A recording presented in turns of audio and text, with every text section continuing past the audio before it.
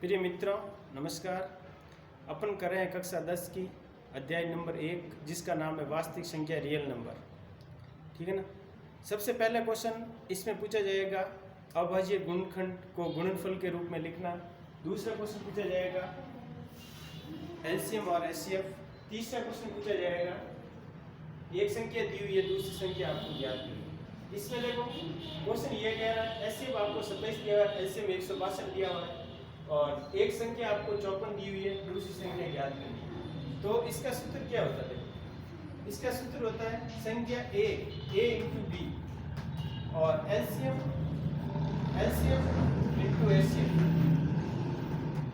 ये सूत्र आपको काम लेना है जब भी किसी भी संख्या, जैसे इसमें b पूछ रहा है, b संख्या पूछ रहा है तो क्या करेंगे, एलसीएम इंटू एचसीएफ अपॉन ए लगाना, ए का भाग लगाना। क्या लगाना? ए का भाग लगाना। ये सूत्र आप याद रखोगे। जब भी क्वेश्चन आपको ए की वैल्यू पूछे तो क्या करोगे, एलसीएम इंटू एचसीएफ अपॉन क्या करेंगे अपन, अपॉन बी का भाग लगेंगे। क्या लगेंगे? बी का भाग लगेंगे। तो इस क्वेश्चन के अंदर क्या दिया हुआ है, ए दिया हुआ है, एलसीएम दिया हुआ है, एचसीएफ दिया हुआ है, बी ज्ञात करना। बी ज्ञात करना तो अपन ये सूत्र लगेंगे एलसीएम इंटू एचसीएफ अपॉन ए। एलसीएम इंटू एचसीएफ अपॉन क्या करेंगे, ए करेंगे। इसमें देखो एलसीएम कितना दिया हुआ, एलसीएम आपको दिया हुआ 27 नहीं 154 162 एलसीएम दिया हुआ 27 एचसीएफ है और 54 का अपन भाग लगेंगे। 54 का क्या करेंगे, भाग लगेंगे। तो इसमें देखो 27 एकम 27 27 प्लस 54 होते हैं। यदि आपको 27 का पार्ट आता है तो बहुत अच्छी बात है, अरे तो 3 के पार्ट से भाग देना है। 3 का पार्ट इसमें 9 बार जाता है और 3 एकम 3 3 8 24। फिर 3 का पार्ट इसमें 3 बार, इसमें 6 बार, फिर 3 का पार्ट 1 बार, फिर 2 बार, फिर 2 का भाग इसके अंदर 162 के अंदर देना है तो दूसरी संख्या प्राप्त हो जाएगी। वो संख्या होगी अपने पास बी संख्या क्या प्राप्त हो जाएगी, 81 प्राप्त हो जाएगी। क्या प्राप्त हो जाएगी, 81 प्राप्त हो जाएगी। ऐसे क्वेश्चन आपके बहुत काफ़ी जगह पूछा जाता है और 10th क्लास के अंदर बोर्ड एग्जाम में ये क्वेश्चन आपके 100% आता है। ठीक है ना। इसमें 2 फॉर्मूले, 2 के 4 फॉर्मूले काम आते हैं। 4 फॉर्मूले कौन से हैं वो क्वेश्चन देख लीजिए। इसका आंसर 81 आएगा। दूसरी संख्या 81 प्राप्त होती है। दूसरी संख्या क्या प्राप्त होती है, 81 अपन को प्राप्त होती है। इसमें मैं 4 सूत्र लिखा रहा हूँ। चारों सूत्र आपके इस क्वेश्चन में पूछा जाता है, इस प्रश्न के अंदर, जिसमें सबसे पहला होता है आपको 2 संख्या दी हुई, 2 संख्या a इंटू बी करना है। या तो इसका क्या पूछेगा, गुणनफल पूछेगा। क्या पूछेगा, गुणनफल पूछेगा। क्या 2 संख्या आपके पास है, एलसीएम और एचसीएफ है, दोनों संख्याओं का गुणनफल बराबर आता है तो वो एलसीएम और एचसीएफ आपके बिल्कुल राइट है। फिर इसके बाद दूसरा क्वेश्चन, दूसरा फॉर्मूला क्या बनता है, आपको ए ज्ञात करना है। एलसीएम इंटू एचसीएफ होता है अपॉन बी का भाग लगता है। किसका भाग लगता है, बी का। दूसरा फॉर्मूला है कि एक संख्या दी हुई है और एलसीएम और एचसीएफ दिया हुआ है तो अपन बी का भाग लगेंगे तो ए ज्ञात हो जाएगा। क्वेश्चन नंबर 3 के अंदर बी ज्ञात करना है और एलसीएम और एचसीएफ दिया हुआ है। एलसीएम और एचसीएफ दिया हुआ है और ए ज्ञात करना है। क्या ज्ञात करना, ए दिया हुआ है, बी ज्ञात करना है तो एलसीएम इंटू एचसीएफ करेंगे और ए का भाग लगेंगे। क्वेश्चन नंबर 4 क्या बनेगा, एचसीएफ पूछेगा। क्या पूछेगा, एचसीएफ तो ए इंटू बी करेंगे। क्या करेंगे, ए इंटू बी करेंगे और एलसीएम का क्या लगेंगे, भाग लगेंगे तो अब एचसीएफ प्राप्त हो जाएगा। क्वेश्चन नंबर 5 क्या पूछेगा, क्वेश्चन नंबर 5 पूछेगा एलसीएम ज्ञात करो। क्या पूछेगा, एचसीएफ ज्ञात करो। एलसीएम ए इंटू बी और एचसीएफ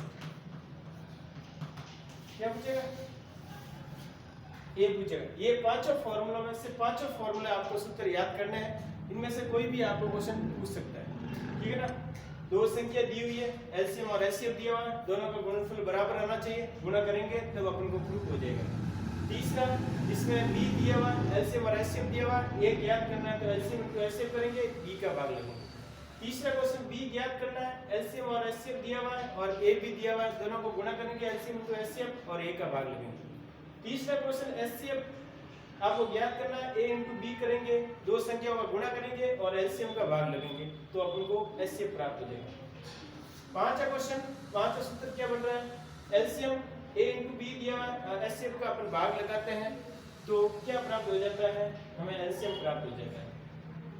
ठीक है ना। इसके अकॉर्डिंग अपन क्वेश्चन करते हैं। क्वेश्चन के अंदर कैसे क्वेश्चन पूछा जाता है, अभी देखते हैं क्वेश्चन क्या कह रहा है। जैसे दो संख्या दी हुई है आपको, कोई भी दो संख्या 12 और 36 दी हुई, 12 और 36 दी हुई, क्या दी है, 12 और 36 दो संख्या है और एचसीएफ कितना है, एचसीएफ 12 है, तो एलसीएम ज्ञात करो। क्या ज्ञात करो, एलसीएम ज्ञात करो। अभी अपना सूत्र हल किया है।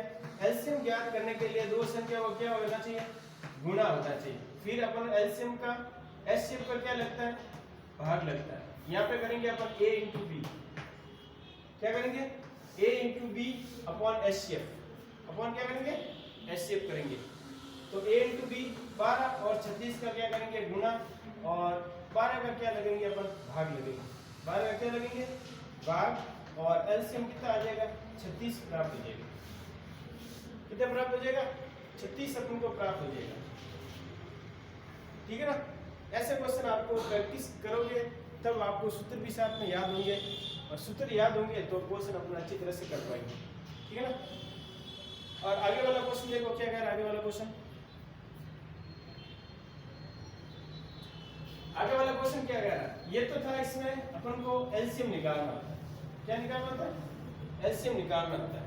जैसे एलसीएम दिया हुआ है आपके 120 और एचसीएफ दिया हुआ 30, ये एलसीएम है, और एचसीएफ दिया हुआ है, ये एचसीएफ है। एक संख्या आपके दी हुई है क्या, एक संख्या दी हुई 10, एक संख्या दी हुई 10। तो देखो b का मान ज्ञात करना है तो एलसीएम इनटू एचसीएफ करेंगे। ये है एलसीएम है, ये एचसीएफ है, ये एक संख्या है, ये a का मान है, तो अपन a का भाग लगेंगे यदि b ज्ञात करना है। तो एलसीएम कितना 120 है, एचसीएफ 30 है और a 10 है, तो दूसरी संख्या अपन को प्राप्त हो जाएगी। 0 से 0 कटेगा, 3 को इससे गुणा करेंगे, 12 के 36, मतलब 360 है, वो दूसरी संख्या अपन को प्राप्त हो जाएगी। कितनी प्राप्त हो जाएगी, 360 वो संख्या प्राप्त होगी जो इसकी दूसरी संख्या है। माना कि दो संख्या दी हुई अपन को 10 और 360, एचसीएफ दिया हुआ 30, तो एलसीएम कितना प्राप्त होगा, 0 से 0 गया, 3 का भाग 12 के अंदर दिया तो एलसीएम अपन को 120 प्राप्त हो गया। एलसीएम कितना प्राप्त हो गया, 120 प्राप्त हो गया। दो संख्या दी हुई है और एलसीएम दिया हुआ 120, तो एचसीएफ कितना होगा, 12 के 36, 30 एचसीएफ प्राप्त हो जाएगा। 30 क्या प्राप्त हो जाएगा, एचसीएफ प्राप्त हो जाएगा। कोई भी अपन कैसा भी क्वेश्चन है उसमें आपको सूत्र याद होगा, फॉर्मूला याद है, तब अपन कोई भी क्वेश्चन हल कर सकते हैं। फॉर्मूला याद नहीं होगा तो क्वेश्चन हल नहीं कर सकते। ठीक है ना। जो अध्याय नंबर 1 है वास्तविक संख्या रियल नंबर, उनमें से आपको 4 क्वेश्चन पूछे जाएंगे। चारों क्वेश्चन के अंदर एक क्वेश्चन आपका आएगा अभाज्य गुणनखंड, दूसरा क्वेश्चन पूछेंगे नॉर्मल क्वेश्चन पूछेगा कि अपरिमेय संख्या क्या है, अपरिमेय संख्या क्या है। एक बात मैं आपको रैशनल नंबर रैशनल नंबर परिमेय संख्या अपरिमेय संख्या के बारे में बताता हूँ, जिसमें परिमेय संख्या क्या होती है, ये आपके क्वेश्चन आ सकता है। परिमेय संख्या रैशनल नंबर, ठीक है ना। परिमेय संख्या वो होती है जो p अपॉन q के रूप में लिखी जाती है, p अपॉन q के रूप में लिखी जाती है, वो परिमेय संख्या है। ठीक है ना। 0 अपॉन 1 एक परिमेय संख्या है, क्योंकि p और q क्या है, पूर्णांक है। p और q क्या है, पूर्णांक संख्या है। ठीक है ना। 0 अपॉन 1 एक परिमेय संख्या है, और जो रूट में लिखते हैं रूट 2 है, एक अपरिमेय संख्या। क्या है, अपरिमेय संख्या। ऐसा पूछ लेते हैं आपको 75 रूट 48, 75 रूट 48 को ये अपरिमेय संख्या या परिमेय संख्या है। तो बच्चे देखते ही रूट देखते ही वो क्या करते हैं, उसको दिमाग में नहीं आता है। क्वेश्चन ऐसा पूछा जाता है कि रूट 75 और 48 ये क्या है, अपरमेय संख्या है क्या परमेय संख्या है। तो अपन को 75 को क्या लिखेंगे, 25 × 3 लिखेंगे, 48 को 16 × 3 लिखेंगे। 3 से 3 कट गया, रूट 25 है तो 5 बटा क्या आ गया, 4 आ गया। 5 बटा 4 क्या है, एक परमेय संख्या है। 5 बटा 4 क्या है, एक परमेय संख्या है। तो ऐसे क्वेश्चन भी आपके पूछा जाता है। तो आप सब ये चीज ध्यान रखें, परमेय संख्या क्या होती है, अपरमेय संख्या क्या होती है, जो रूट में लिखी जाती है, या पाई भी एक अपरमेय संख्या है। पाई भी क्या है, एक अपरमेय संख्या है। इसी प्रकार ये सभी क्वेश्चन आपको ऐसे बेसिक चीजें याद रखनी है। बेसिक चीजें याद होगी तो कोई भी क्वेश्चन अपन हल कर पाएंगे। परमेय संख्या को भी अपन क्यों लिख सकते हैं, 0/1 भी क्या है, 0/1 भी एक परमेय संख्या है। 0/1 भी क्या है, एक परमेय संख्या है। तो ऐसे क्वेश्चन आपको बेसिक चीजें आपको याद रखनी है। कभी कभार एक सरल क्वेश्चन आ जाता है कि 115 को 75 को एक सरलतम रूप लिखे। तो 5 के भाग इसमें 23 पंजा 115 होता है और 5 3 15 होता है। 23/15, 23 अपॉन क्या होगा, 15 होगा। तो ऐसे क्वेश्चन भी पूछ जाता है, नॉर्मल क्वेश्चन कभी कभार ऐसे पूछते हैं इसका सरलतम रूप लिखो, तो ये क्वेश्चन आ जाता है। प्रिय मित्रों, इसमें 5 टाइप के आपके क्वेश्चन पूछे जाते हैं पहली प्रश्नावली के अंदर। पांचों टाइप मैंने 4 टाइप बता दिए हैं। पहला है गुणनखंड करना अवज्य, दूसरा गुणनफल के रूप में, तीसरा लसव, चौथा मसव करना एलसीएम और एलसीएम a × b दो संख्याओं का गुणनफल एलसीएम × एलसीएम के बराबर होना चाहिए। तीसरा है परमेय संख्या, चौथा है अपरमेय संख्या। कभी कभार पूछा जाता है आपको √5 एक अपरमेय संख्या है सिद्ध, तो ये क्वेश्चन भी आता है। तो ऐसे क्वेश्चन में आपको a/b मान के चलना है, b मान के इसको सॉल्व करना है। ये क्वेश्चन अभी करेंगे अपन इसके बाद वाली क्लास में, जिसमें ये क्वेश्चन कभी कभार 100% 99% ये क्वेश्चन आ जाता है, ठीक है ना। कभी √2 पूछता है, कभी √5, कभी आपको प्लस माइनस करके पूछता है। तो ऐसे क्वेश्चन में आपको मान के चल के सॉल्व करना पड़ा। a/b परमेय संख्या मान के चलना है, फिर वो अपन इसका रूट लेने पर अपरमेय संख्या आ जाती है। थैंक यू मित्रों, ऐसे क्वेश्चन आपको हल करने। Okay, all the best.